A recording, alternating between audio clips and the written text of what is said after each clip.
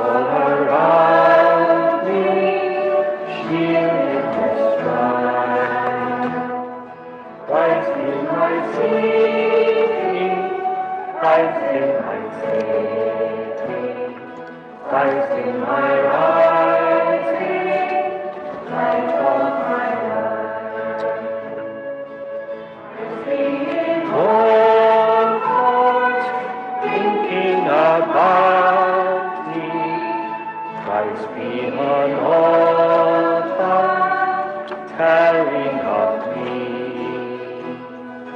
Christ be with vision in eyes that see me, in ears that hear me, Christ ever be.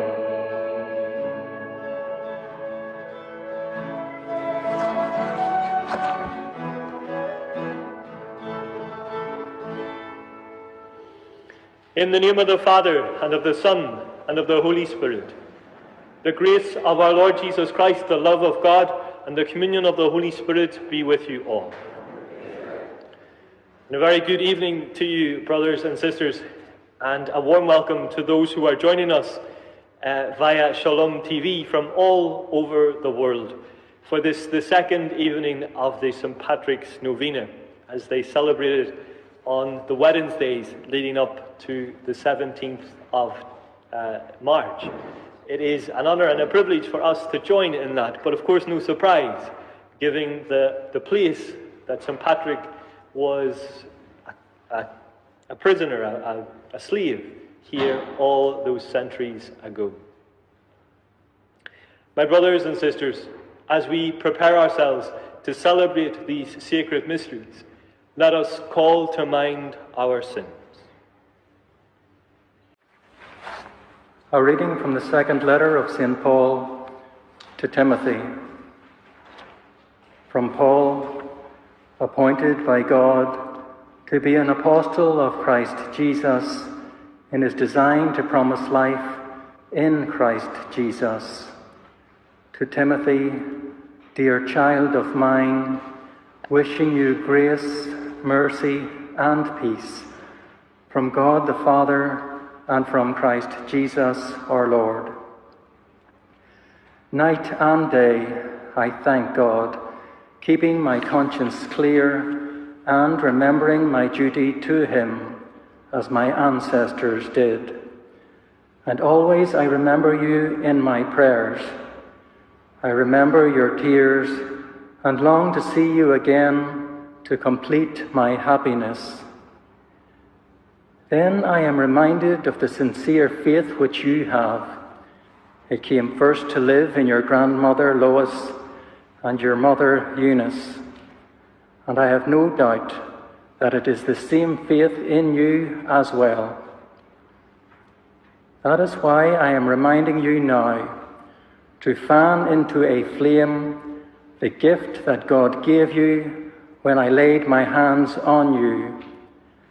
God's gift was not a spirit of timidity, but the spirit of power and love and self-control.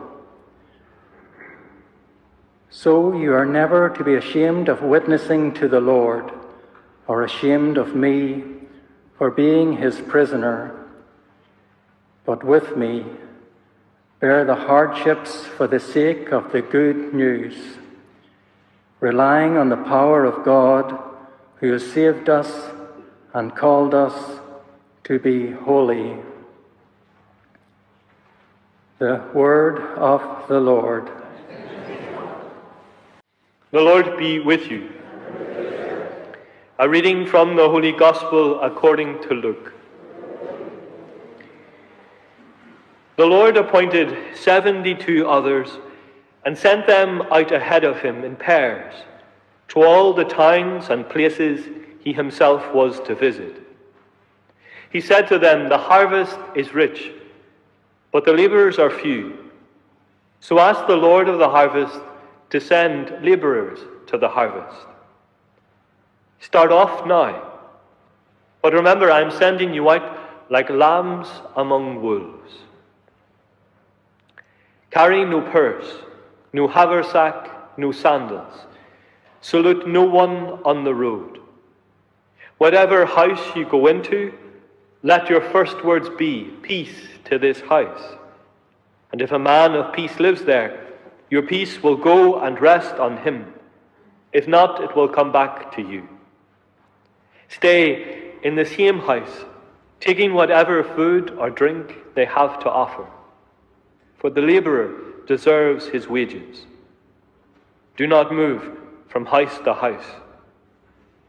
Wherever you go into a town where they make you welcome, eat what is set before you. Cure those who are in it and say, the kingdom of God is very near to you. The Gospel of the Lord. To those who are joining us from any part of the world, from Ireland and right across the world on Shalom TV, and to you, dear parishioners who have made this effort to come out on this Wednesday evening, and to our folk choir to enhance and to make special this Mass, this Novena Mass for St. Patrick. We have two churches in our newly reformed parish, the Church of Mary Queen of Peace in Glenravel and the Church of St. Patrick's in the Braid, which is located in the valley that St. Patrick was taken to in the 4th century in order to herd pigs. St. Patrick, as we know, was born to a Roman family, probably in Britain. And it was from there, at the age of 16, that he was captured and taken here to this pagan land in order to look after pigs. But it was here that St. Patrick first owned his faith. Of course, having been brought up in a Christian family, like all of us, he took to heart his faith in a very real and vivid way here. He was alone the vast majority of the time, among the cold, the wet, and the winds that we here in this church know all too well.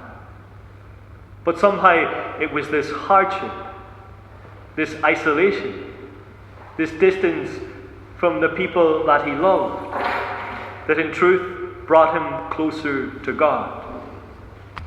He describes in his confession how one day, feeling as though God had literally lifted him up, like a rock, like a stone that we see so common here, and put high upon the wall, reinvigorated, brought to life in Christ, brought to faith in a new and an exciting way, a true conversion. And because of his conversion, because of that faith that he received here, not too far away from us, we have inherited the same gift of faith, the same chance of love for God.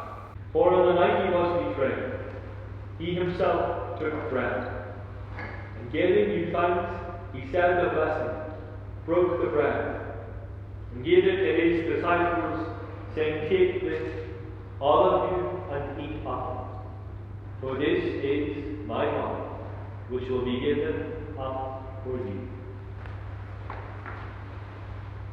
In a similar way, when supper was ended, he took the chalice, and once more giving thanks, he said a blessing, and gave the chalice to his disciples, saying, take this, all of you, and drink from it, for this is the chalice of my blood, the blood of the new and eternal covenant, which will be poured out for you and for many for the forgiveness of sins. Do this in memory of me.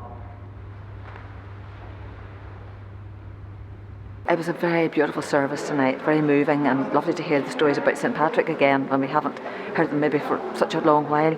But and in this chapel, which is such a beautiful chapel, and to be beside St. Patrick himself here, who I didn't realise, you just imagined him to look like a bishop, which he was in the end, but he's just one of us.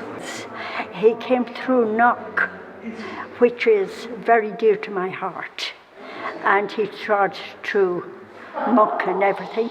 And he, I believe he prophesied that Knock would be a place of prayer for all nations. So it was. Our Lady appeared there years later. He got captured from his home, he came to Ireland, and then he heard a voice, I think, and it led him to a boat, and then he got home, and then he realised that he had to go back there, and he became a priest. Oh, I haven't done a rosary here before.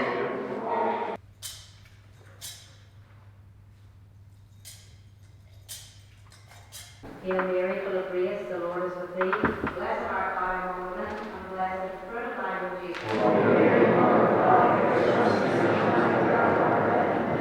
Yeah, it was a great privilege to celebrate this novena here in the parish of Slemish, really, the parish that Slemish falls upon, the parish where St. Patrick found himself as a young man in captivity all of those centuries ago. And it's been beautiful just to tie in with the celebration that is going right across this island of Ireland. The places associated and have strong St. Patrick links, and really I suppose the purpose of the novena is not only to ask for his heavenly intercession, but also praying that we might be inspired by his life for Ireland today and for the faith in Ireland today. And that we might capture something of his evangelizing spirit and reignite that flame that he lit so fervently all of those centuries ago.